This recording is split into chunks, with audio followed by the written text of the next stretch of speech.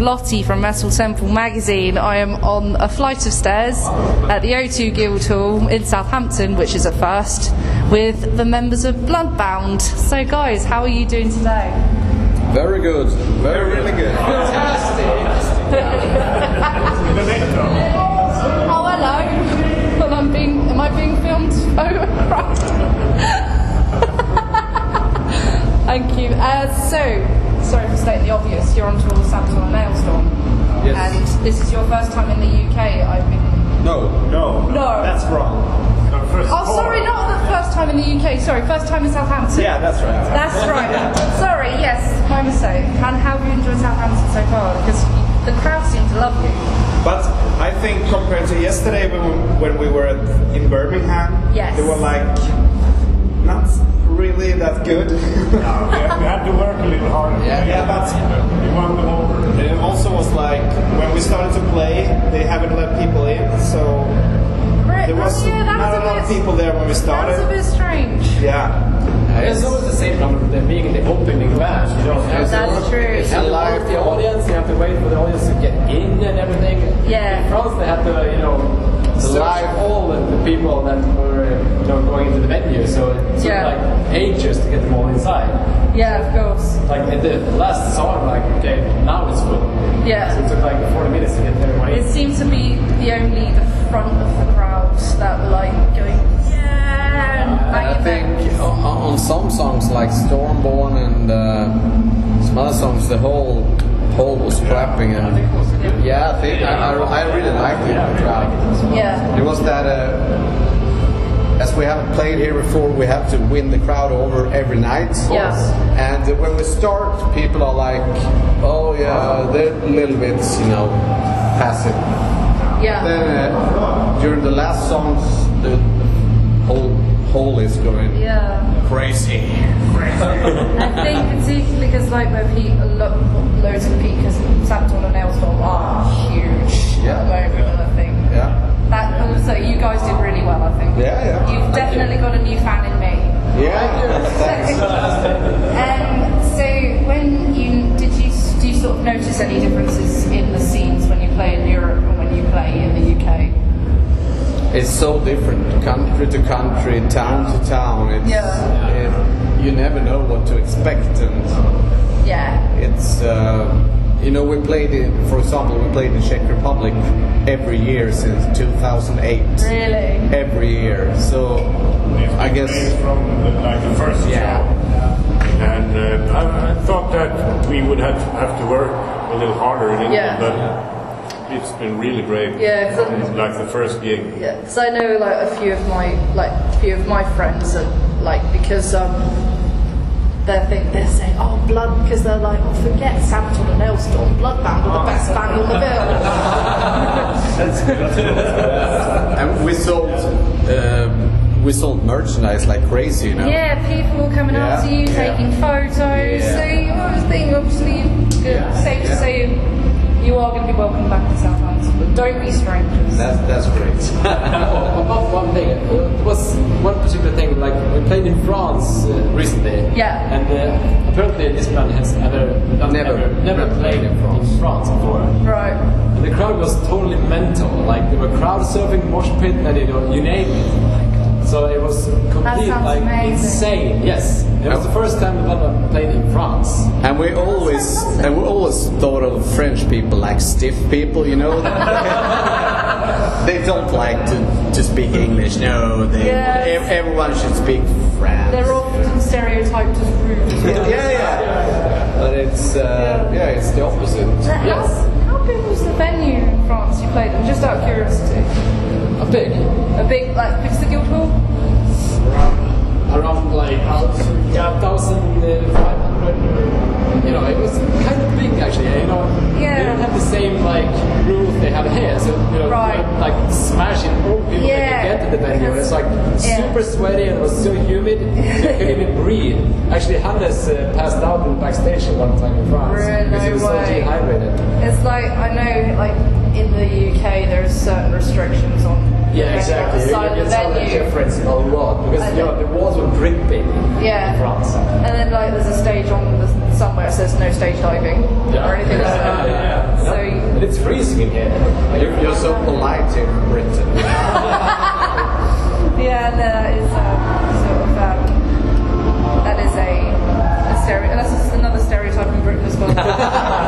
that we are. France, we have one picture. In Britain, we have one picture. I know. What about Swedes? What about Swedes? Don't say anything. Quiet. If you say blonde, they're gonna kill you. I think a lot of people, I think they say IKEA. That's the first thing that comes to mind. Yeah. There is one in Southampton. Oh, really? There was like from the backstage. Yeah, because I think he interviewed Heat back in like July, and Heat? they're very good. And I said, because I was over it, I said, so the Swedish meatballs in IKEA, he went no. I was sort of reading like the press release or your website. I like the idea behind the name Bloodbound. So how does that sort of come about? I think that's in Frederick's department. Sorry, I didn't. The name Bloodbound. I love the meaning behind it. Actually, it was my idea. Yeah. You're standing around texting while she's asking. Yeah. Copyright. The thing was, when we started the band, we had this weird idea of having, like, Iron Maiden's Eddie. Yeah. But as a female. So the first name of the band was Bride of Christ.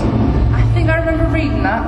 I'm not sure if it's out somewhere. Yeah, I'm sure I've read it somewhere. Or it might be something else. I don't know. It was the original name was Bride of Christ, and we started to send out demos just from the beginning. And I think it was in Japan. They were like.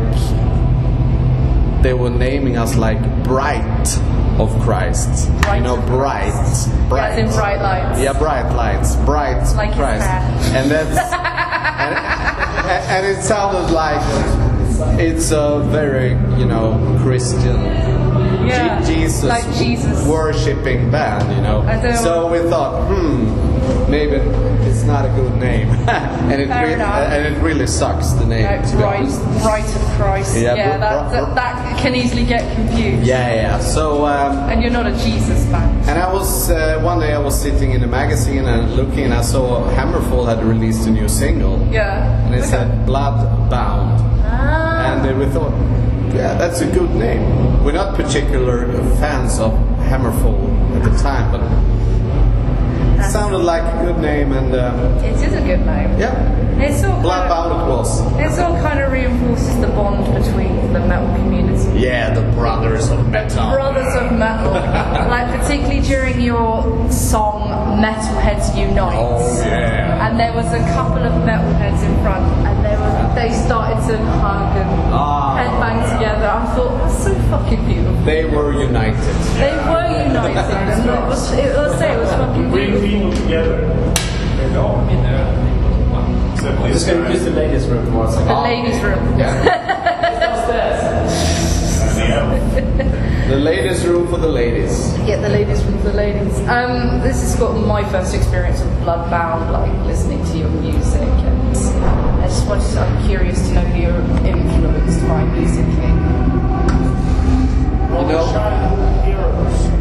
Your heroes, individually, as a band. Everything we listen to growing up.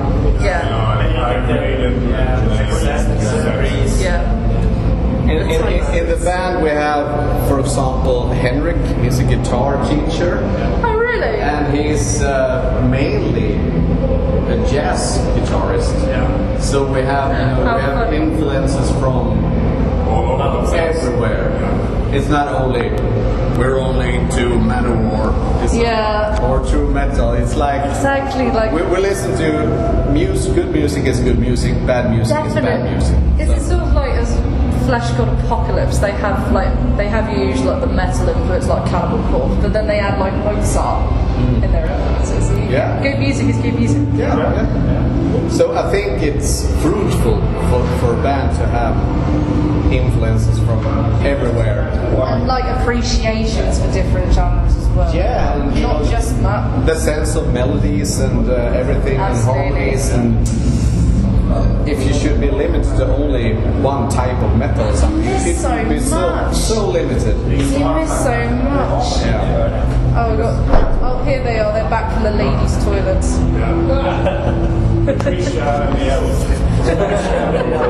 Well, I'm not thinking kind of. We were just talking about music influences and stuff. Ja, vi ska börja fråga samma där. So sign me up. Yeah, sorry, it was a You're a busy guy. Look, I appreciate you guys. You're in high demand. You're all in high demand today. Jag lovar inte att jag ska signa där. Apparently there's a guy catching the train like leaving kind of soon, so he wanted to. Fair enough. Yeah, I have that kind of problem. I mean, my train doesn't need to leave. My train's not like till 11:30. Yeah, so you're longer with me, I'm afraid. So. That's true. What else? Because you guys have played at Bloodstock as well. It's the same. This isn't your first time in the UK, like overstating this. We played 13. 13. I think I was out. Years ago. I can't remember. Like a year. Yeah. Played in London. Yeah, with Your Majesty. With the Majesty, the Queen. A personal gig for the Majesty, the Queen in Buckingham Palace. Yeah. With that, with a corgis watching it. That would be pretty cool. That would be pretty cool, though. I'd be. Never let us back into the It would have to happen now. And just to sort of round up, recent passing of Lemmy. He's got the Jack Daniels named after him, not the Lemmy. Yeah. What drink would you like named after you? I think I would have kind of aspirin or something. An aspirin. Yeah. Named after me. Yeah, the Frederick. Maybe some kind of a fishing equipment. So it doesn't have to be a drink. Like a wobbler or something.